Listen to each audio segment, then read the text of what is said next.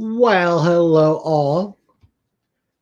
If you had logged in and then saw it ended after 27 seconds, gotcha. I was there was technical difficulties with pets.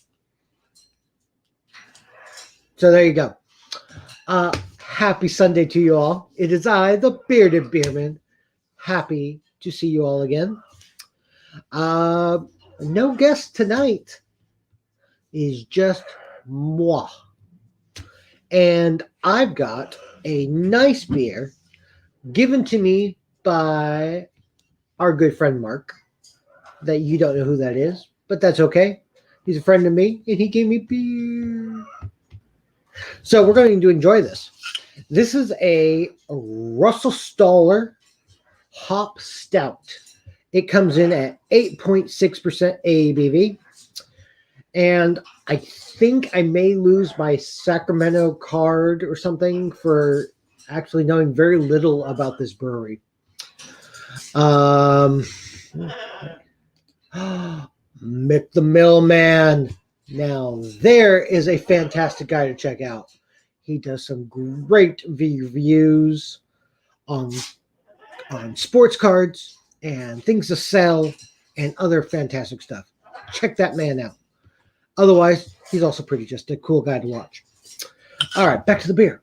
So, as I was saying, I may be losing my Sacramento card for this. I don't know a lot about RUHSTALLER. They are an old brewery. They are even more of a hop grower. I want to say it's like 40 acres they have out in the Dixon area, and they grow their own hops. I have not tried a lot of their beers. One, they're small, and so it's hard to get their beers. And I've never had luck getting there in the right time that they're open. So when I had the opportunity to get a gift from them, I'm going to take it. So this is a hop stout. It says we grow beer. As the days get shorter, darker, rich beers seem to satisfy more.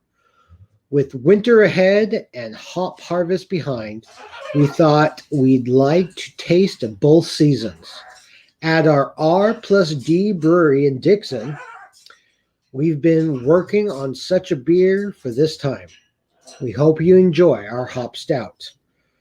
What did they say here? This is 8.6%, like I said before, 55 IBUs, and they are using California Metcalf barley and Copeland barley, and their hops are their Russell Dixon Cascade.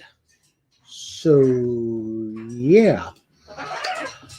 I have no idea what we're going to expect from this beer, so let's find out.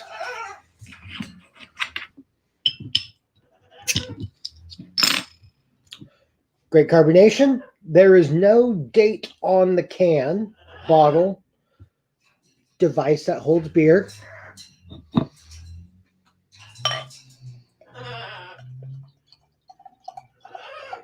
Very dark. Oh, very splashy.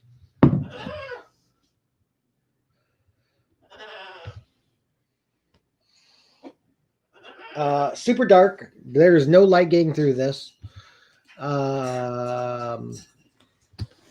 Small head, kind of a caramel copper color to it, breaking down very quickly. Let's see what we get. Almost getting a bit of a roasted caramel on the nose. Burns inside the nose. Almost getting a little bit of like a teriyaki soy sauciness on the nose. Well, cheers to you fantastic people out there. Cheers to the great people at RUHSTALLER. And let's see what we get.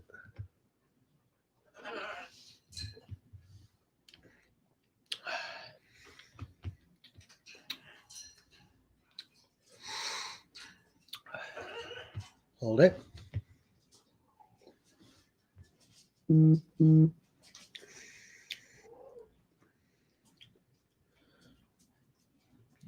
Super high carbonation. Northern Cow Wolf is going to make fun of me for how I'm saying it. RUHSTALLER. RUHSTALLER. Yeah. Yeah, super high carbonation.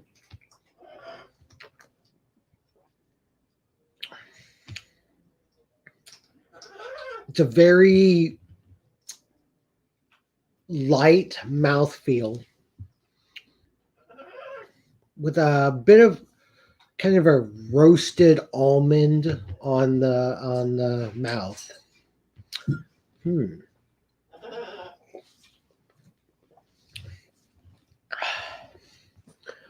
In all fairness to the beer, it is definitely refrigerator temperature. So maybe it's too cold. I'm not getting a lot of flavors. Getting that just that roastedness on it.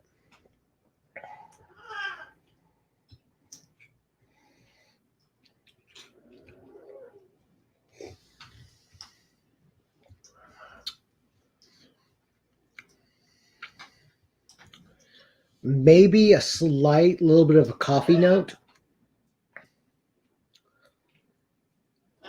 That teriyaki is like hanging on in the background. It's not a predominant flavor at all.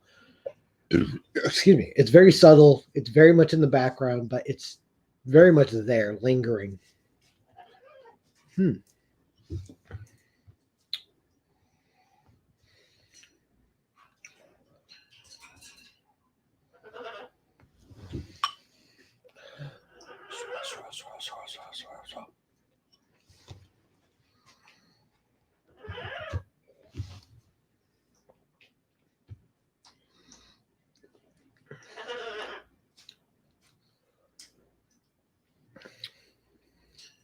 For me, the carbonation is so high, it's kind of losing it a little bit for me. It's a bit off-putting, but I like my beer obviously lower carb. So as it warms up and the carbs break down and I spill it all over the bar, we should get a much better nose on it. Can't believe I'm spilling the beer. Almost getting a little bit of almonds now.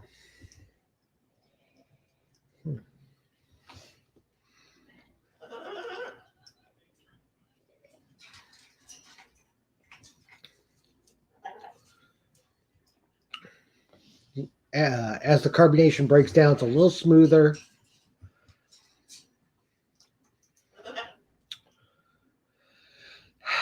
It's kind of funny. Cascade, you expect some pretty significant notes, and I'm not really getting any Cascade notes on this.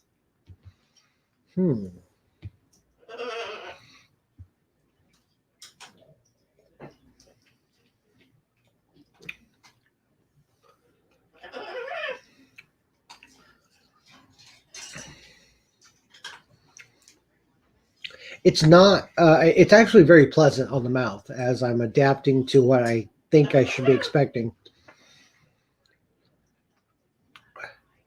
It's not your storm. It's not your normal stout. Definitely there's a more of a hop presence. It is not malt forward at all. So after you get your brain wrapped around that, it's very pleasant. Good flavors. Everything works together. Everything is very balanced.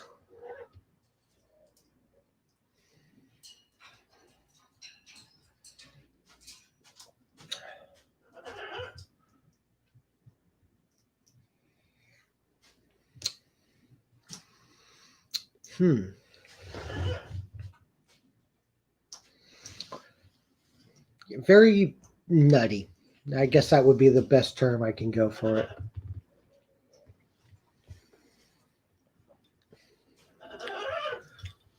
So after 10 minutes, it is warming up. And for me, as the carbonation breaks down, I'm actually enjoying it more. That first sip was very just confusing. But that's okay. We are not here for the fast chug. We are here for the beer. And so now and then you have to try something a little different. All right, let's see. What mixer? Ooh, I had a 15.1% salted caramel pastry stout. Yes. Oh. Very boozy, huh? Oh, I do love a good pastry stout. Yeah. 8.6. This is not a pastry stout. It is not sweet at all. All right. Let's try this again. A little more flavor.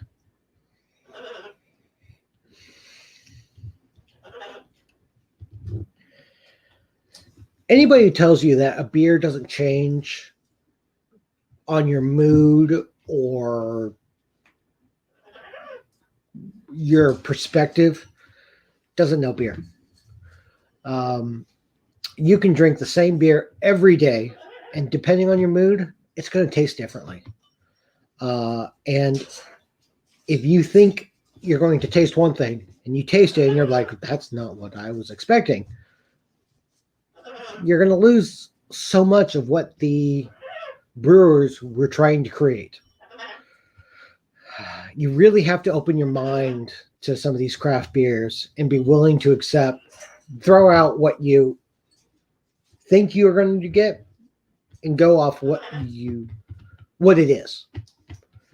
And when you do that, you really can catch a lot of new ideas. I guess that's anything in life, right? Don't be closed-minded. Okay, so we're almost 13 minutes into this.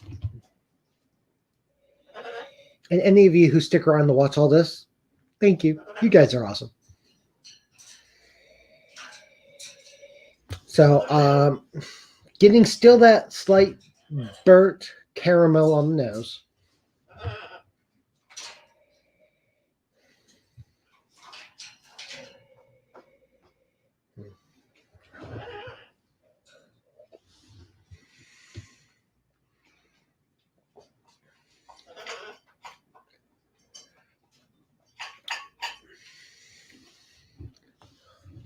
It's got a really nice nuttiness. Think of it as a really good brown ale with more darker notes. I think that may, for me, dog, hey, stop it. That may be the best way for me to describe this. Is it's got a lot of like a super duper brown ale attributes, but darker and a little bit like more of a toastedness to it.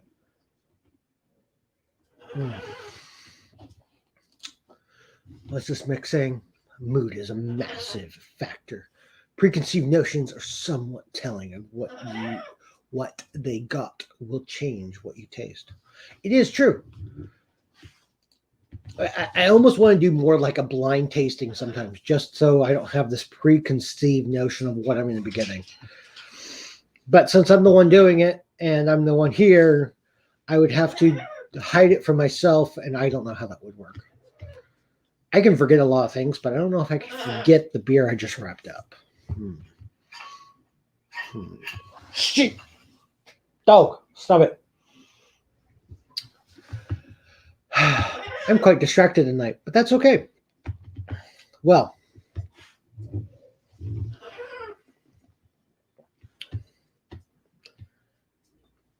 it's a really interesting beer. It's very good. As soon as I got out of my mind a standard stout, I can really appreciate what is here. I'm definitely getting a nice drying effect on my tongue, kind of those effects that you get from a very hoppy beer.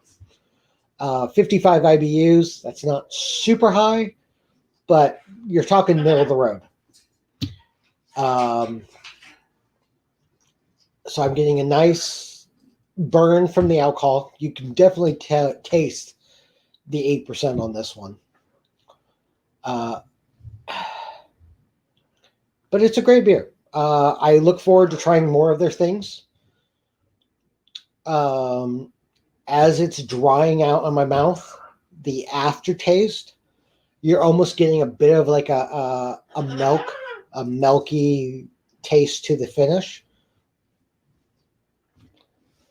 So it's interesting. It's unique. Would I buy it myself? I'm not sure yet.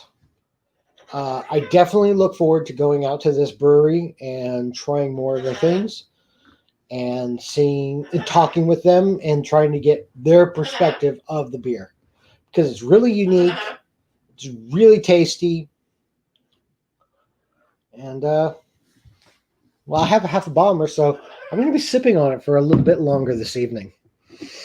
So, yeah, kind of cool. But that's all I'm going to say on this. So I hope you're all doing well. I hope you have found something good to drink this evening or morning, wherever you are. And I hope you enjoyed it. Hit that like, subscribe, tell a friend. And remember, every beer is like a good book. You gotta crack it open to find out what's inside. Till next week, it is I, the Bearded Beerman. Cheers, y'all. Later, mate.